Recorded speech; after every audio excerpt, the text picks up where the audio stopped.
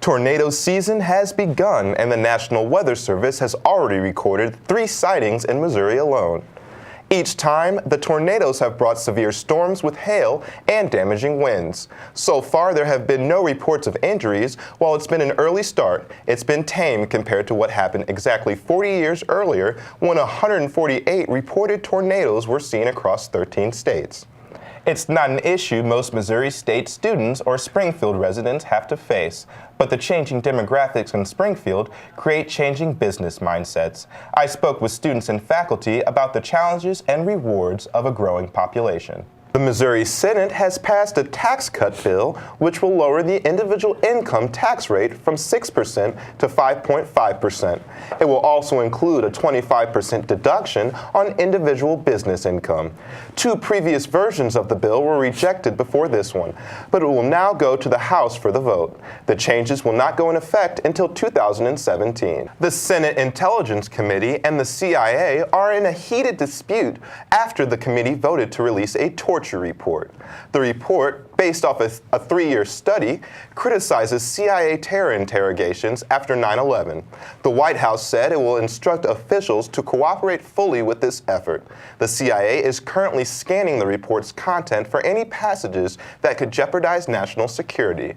While the committee said it hoped to release the report to the public within 30 days, the actual release date is unclear. Welcome back. Constitutional protections could be the next cell phone upgrade in Missouri. Senators gave initial approval to a measure that would add cell phones to the list of protected items from unreasonable search and seizures. If the proposal passes, the state constitution would require probable cause warrants for the acquirement of the phone. The measure needs another vote from Senate before it goes to the House and could appear on this year's ballot for Missouri voters. Patients are taking a lead in their health diagnosis with resources like WebMD. But is it beneficial? Our own Anna Thomas has the story. And how long have you been chasing tornadoes? And what states have the strongest tornadoes that you've discovered? And is there a difference between Midwestern tornadoes and Southern tornadoes with the time that they occur? What is the scariest situation that you've ever encountered when chasing these tornadoes? Springfield Cloud Study will be done in December to assess the percentage of minorities moving into Springfield and attending Missouri State University. In Springfield, Missouri, I'm Bryant Clerkley with Ozarks News Journal. Amanda Polt says that her landlord tried to duct tape this valve that was leaking 12% of the carbon monoxide each day. As a medic, Neil Harrington says that PTSD was at its worst during his deployment in 2006 and 2007. According to CityData.com's latest statistics, the city of Springfield's population stands at more than 86% Caucasian. African Americans, Hispanic, and Asian citizens make up less than 10% of the overall demographics of Greene County. For those minorities moving to Springfield to attend college, those numbers can create some challenges. I sat down with Lola Butcher, the education chair of the Springfield area NAACP, to discuss some of the culture shocks someone could face their first time in Springfield. Having lived here 10 years and having spent several years really trying to understand race relations in Springfield, I think that most white people, I feel confident about this, I think most white people that live in Springfield really wish that we had a more diverse community.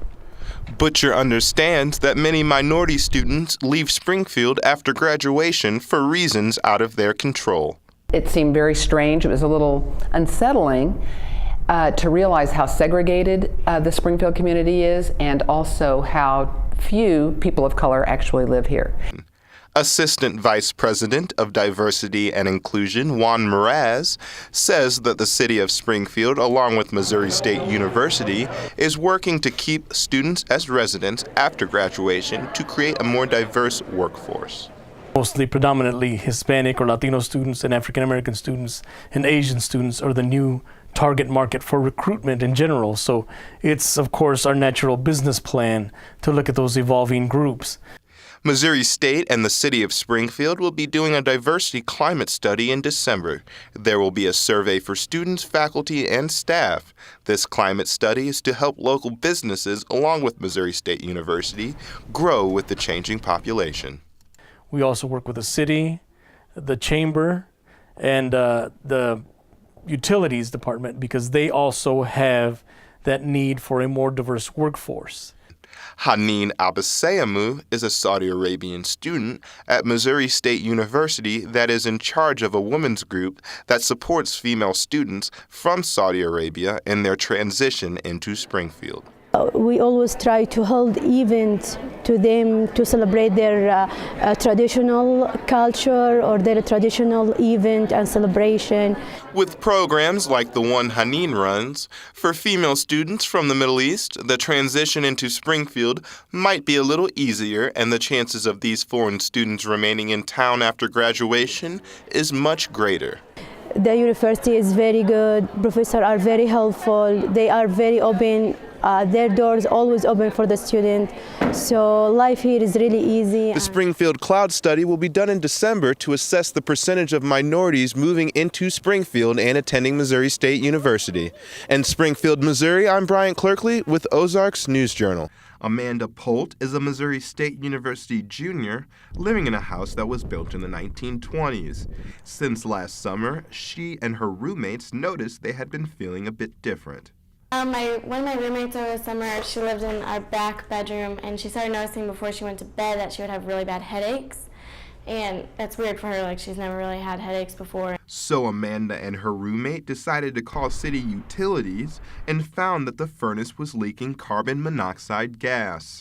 City utilities red flagged our house and they turned off all of our gas and everything. Amanda Polt says that her landlord tried to duct tape this valve that was leaking 12% of the carbon monoxide each day. A professional home inspector I spoke with says fixing a carbon monoxide leak is not a do-it-yourself project. Carbon monoxide will not be corrected by just taping it. It's being caused by a cracked heat exchanger, the exhaust getting into the delivery.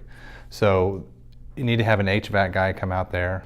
Another problem when renting older homes is mold. A lot of college students rent these older properties, unfortunately, because they're closer around the community and it's within walking distance. So mold is a huge problem. If you walk into a house and you smell mold, it smells musty, you got a problem. Breathing in mold spores can make you sick, along with asbestos, which is common in homes built before the 1950s.